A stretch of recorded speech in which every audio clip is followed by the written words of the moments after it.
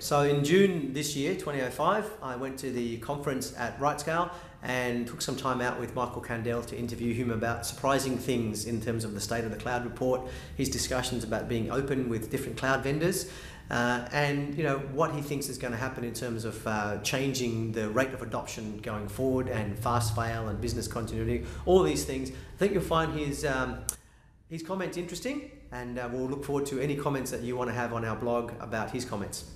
Okay, Michael, it's been very interesting meeting with you the last few days. You had a lot of discussion about the State of the Cloud report. Just wanted to ask you, what were some of the most surprising things you discovered and surprising things that were missing? Yeah, so the State of the Cloud report we're running for the 4th year.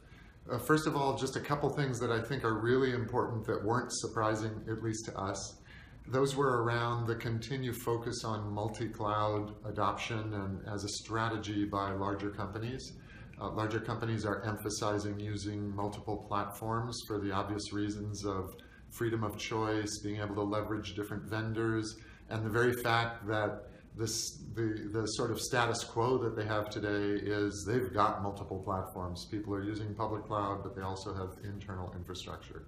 So that one wasn't surprising. On the more surprising side is that even as here we are 8, 9, some might say 10 years into this public cloud phenomenon that was pioneered by Amazon, strategies are still in the formative stages.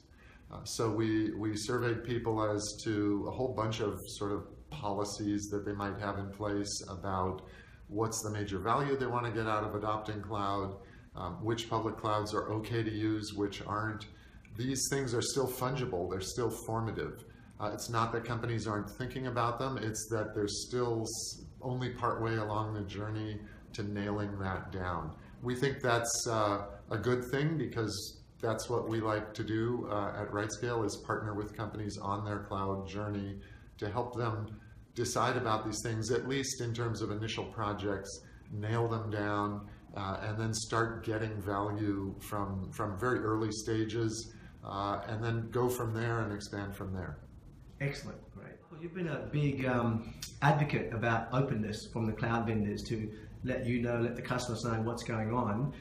Why are you looking to do that? And I think the cloud vendors want to be open when it's their advantage to be open, and be a little bit more less open, let's say, or more unique when it benefits them. What have you discovered, and where do you think that's all going?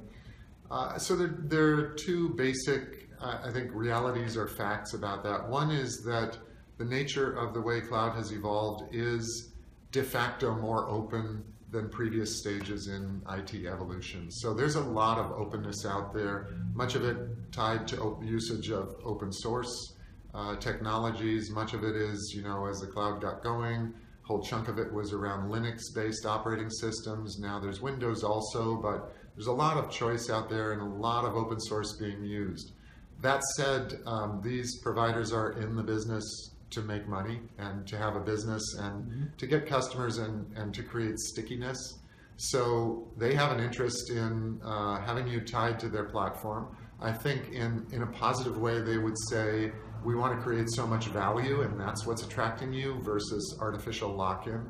I think a lot of that is true. What it means for the customer at the end of the day is, I think openness, as you said, we've trumpeted as a really important value or principle to pursue on the customer side. Again, a lot of that can be done by making the right choices of which resources you use, how much open source you use, and thinking upfront about the switching costs. How easy is it for us to move from A to B to C in terms of providers?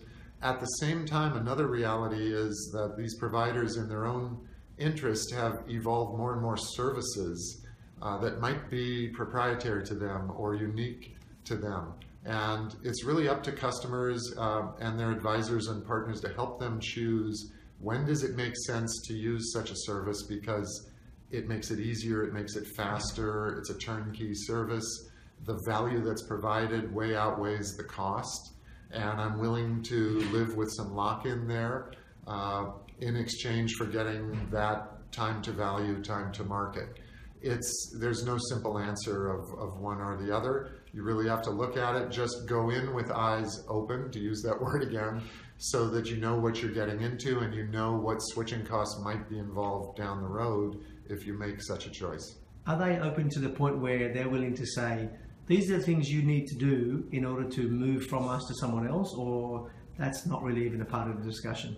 I think if you really push and push and push, you could maybe get them to begin to talk about that, but it's not in their interest. No. Typically, that discussion comes when you involve third parties and dispassionate or disinterested parties to help analyze that, whether it's analysts, market research firms, other partners who don't have a horse in the race.